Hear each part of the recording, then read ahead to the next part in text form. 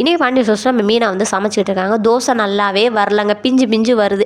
அதே டைம் நம்ம செந்தில் வந்து அதை நல்லாயிருக்குன்னு சொல்லி ருசிச்சு சாப்பிட்டுட்டு இருக்காரு. எங்கே நம்ம அம்மா வீட்டுக்கு திரும்பி போக சொல்லிடுவாங்களோ ஒரு பயத்தில் அவர் நல்லா இருக்குன்னு சொல்லிட்டு சாப்பிட்டுட்டு இருக்காங்க. அதுக்கப்புறம் நம்ம சுகன்யா தாங்க. சுகன்யா கடையோட வியாபாரம் கணக்கு வழக்க பார்த்துக்கிட்டு இருக்காங்க. அந்த டைம் வந்து சக்திவேல் சொல்கிறார், வியாபாரம்லாம் நல்ல வழியாக போகுதாமா, நல்லா போகுதுமாமா அப்படிங்கிற மாதிரி. நான் வந்து பாண்டியன் ஸ்டோர்ஸோட இன்னொரு பிரான்ச் தான் இது அப்படிங்கிற மாதிரி வந்து சொல்லி தான் வியாபாரம் பண்ணுறேன். அப்போ தானே நம்ம கடைக்கு நிறைய பேர் வருவாங்க அப்படிங்கிற மாதிரி சொல்கிறாங்க. இது தப்புன்னு புரிஞ்சுன்னு சொல்லி சொன்னார். ஆனால் நான் அவர் பேச்சை கேட்கல அப்படிங்கிற மாதிரி வந்து சொல்லிவிட்டு அந்த டைம் பார்த்திங்கன்னா சக்திவேல் வந்து பழனி பார்த்து இன்னும் நல்லா வரணும்டா அப்படிங்கிற மாதிரி வந்து சொல்கிறார். தம்பி நல்லா வரணும் அப்படிங்கிற ஒரு நல்ல எண்ணத்தோடு தாங்க சொல்கிறாரு.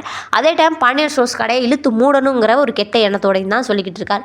அதுக்கப்புறம் பார்த்திங்கன்னா நம்ம ராஜியும் கதிர் இருந்தாங்க. வெளில உட்காந்துருக்கும்போது ராஜியோட அப்பா வர்றாங்க. வந்தோடனே நடு பாதையிலேயே வந்து வண்டி நிப்பாட்டிட்டு போவோம். ராஜி வந்து பைக்கை சார்ஜ் விட்றாங்க.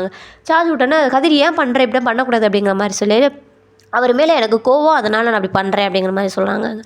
ஏன் இப்படிலாம் பண்ணிக்கிட்டு இருக்க, இது என்ன சில்லறத்தனமாக இருக்குது அப்படிங்கிற மாதிரி நம்ம கதிர் சொல்ல உடனே அவங்க அப்பா வராங்க. அப்பா வந்தோடனே ராஜி பயந்துக்கிட்டு உள்ளே போயிடறாங்க. கதிரை பார்த்து எந்த பிரச்சனையாக இருந்தாலும் நேரடியாக முதல்ல இப்படி பைக்கு தள்ளுற வேலைலாம் வச்சுக்கூடாதுன்னு சொல்லிட்டு அவர் பைக் எடுத்துகிட்டு ராஜியோட அப்பா கிளம்புறாங்க. அதே டைம் நம்ம சரவணனும் சரவணன் வந்தோடனே ராஜி உள்ளே போயிடறாங்க. சரவணன்ட்டு நம்ம கதிர் கேட்குறாரு, என்னென்ன பிரச்சனை, ஏனே ஒரு மாதிரியாகவே இருக்குது, சும்மா நிறையா பிரச்சனைடா, அது சொல்லவும் முடியாது, ஒன்றும் பண்ண முடியாது அப்படிங்கிற மாதிரி ரொம்ப சோகத்தோடு நின்றுட்டு இருக்காங்க. அதுக்கப்புறம் நம்ம மீனா தாங்க. மீனா போய் பால் திறந்து போச்சுங்க, பால் பாக்கெட் வாங்கிட்டு வாங்க.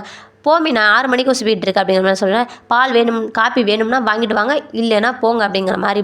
இன்றைக்கி சீரியல் முடிஞ்சிருக்கு. நாளைக்கு என்ன நடக்குது நாளைக்கு பார்க்கலாம்.